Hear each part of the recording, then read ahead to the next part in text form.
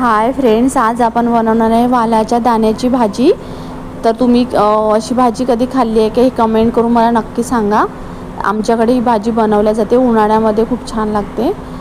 तर त्यासाठी आपण आधी ते वालाचे दाणे रात्रभर भिजवून घेतलेले आहे आणि सकाळी कुकरमध्ये 4 शिट्ट्या होऊ दिलेल्या आहे त्याच्या. आणि आता आपण फोडणी देऊया भाजीला. त्यासाठी तेल गरम झालेलं आहे. आता जिरं मोहरी घालून घेऊ आणि चिरलेला कांदा घालायचा आहे, कढीपत्त्याची पाने, कांदा छान परतून घेऊ 2 मिनिट. आता टोमॅटो घालायचं आहे,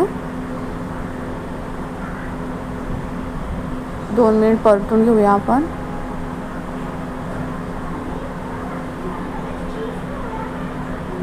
कधी भाजीचं नसलं तरी दाण्याची भाजी खूप छान लागते.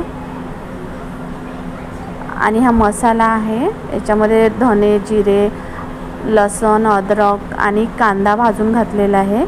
ते वाटण आहे याचं मसाल्याचं, ते आपण घालूया. 2 मिनिट छान परतून घेऊ.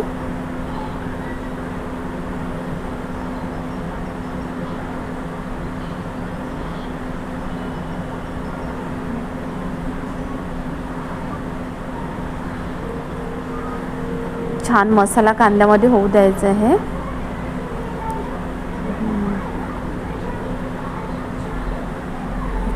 दोन मिनिट झाकून ठेवूया आपण. त्यानंतर टमाटर घालायचं आहे. टमाटर पण छान परतून घेऊया. छान मऊ होईपर्यंत आपण ते परतून घ्यायचं आहे. त्यासाठी आपण 2 मिनिट झाकून ठेवूया. तर बघू शकता छान टोमॅटो पण आपलं छान मऊ झालेलं आहे. आता आपण चवीनुसार तिखट आणि मीठ घालून घेऊ.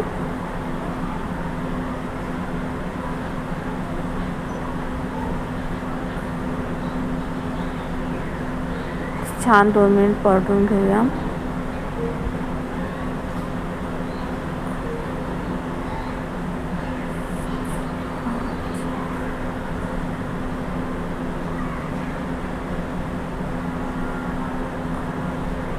आता आपण हे दाणे, वालाचे दाणे घालून घेऊया शिजवलेले.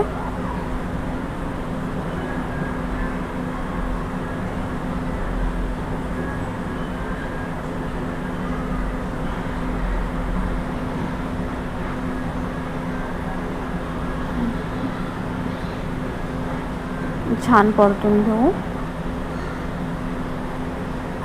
तुमच्याकडे काय म्हणतात, कोणत्या नावाने ओळखली जाते ही भाजी, कमेंट्स करून नक्की सांगा. आमच्याकडे वालाच्या दाण्याची उसळ म्हणून करतात ही भाजी. उन्हाळ्यामध्ये खास करून भाजी केली जाते. अशा प्रकारे आपल्याला छान तिखट मिठामध्ये होऊ द्यायची आहे भाजी. छान दाणे परतून घेऊया आणि 5 मिनिट छान झाकून ठेवूया.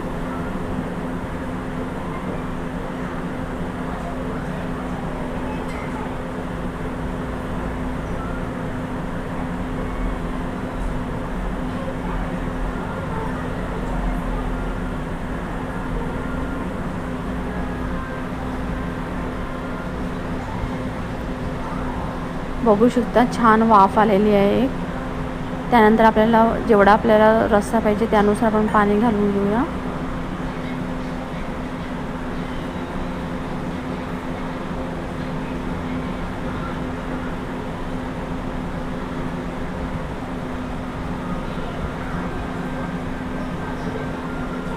आता छान दणदणीत अशी एक वाफ आल्यानंतर 10-15 मिनिटांनी आपली भाजी तयार आहे.